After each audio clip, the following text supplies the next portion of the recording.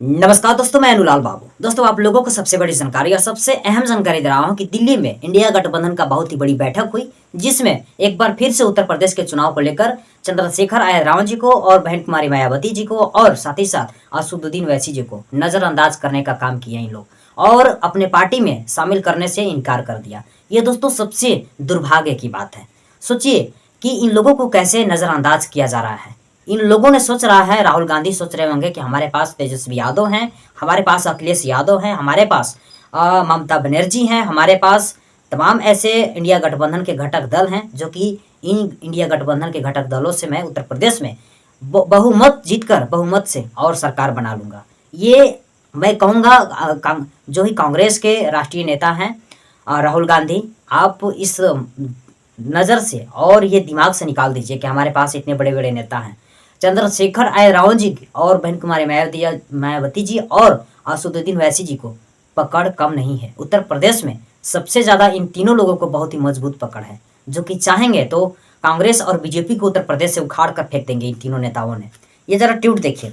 India गठबंधन की महत्वपूर्ण बैठक में सभी साथी दलों के नेताओं के साथ कॉन्स्टिट्यूशन क्लब नई दिल्ली में सम्मिलित हुआ। देश के राजनीतिक, आर्थिक और सामाजिक हालात को बर्बाद करने वाली मोदी सरकार के खिलाफ एक मजबूत विपक्ष के रूप में हम एकजुट हैं।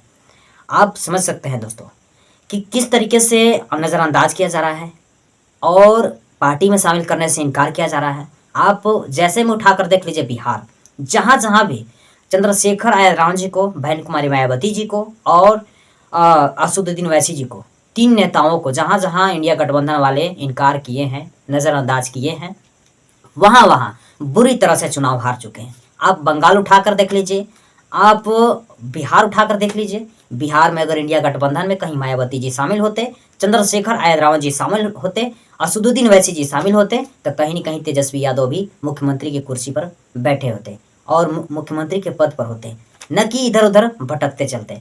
मैं ये दोस्तों सबसे बड़ी जानकारी दे रहा हूँ। इंडिया गठबंधन का बहुत ही बड़ी मजबूत बैठक हुई उत्तर प्रदेश के चुनाव को लेकर, लेकिन इसमें नहीं चंद्रशेखर आर्य राव जी को बुलाया गया, नहीं असदुद्दीन ओवैसी को, नहीं बहन कुमारी मायावती जी को। अब इसी से आप अंदाजा लगा सकते हैं कि SC ST के वोटों को लोग दुरुपयोग करना चाहते हैं। वोट लेंगे, चुनाव जीत जाएंगे, सरकार बना लेंगे, लेकिन वहीं SC ST के लोगों के ऊपर अत्याचार, अन्याय और उत्पीड़न, दबाव, भेदभाव बीजेपी वाले से भी ज़्यादा बढ़ जाएगी। आप लोगों ने देखा होगा किस तरीके से नज़रअंदाज करने का कार्य किए हैं। तो ये दोस्तों सबसे दुर्भाग्य की बात है और ये षड्यंत्र रचा जा रहा है और ये साजिश के तहत ये कार्य किया जा रहा है। सब अपने अपना पेट देख रहे हैं, अपना अपना घर देख रहे हैं।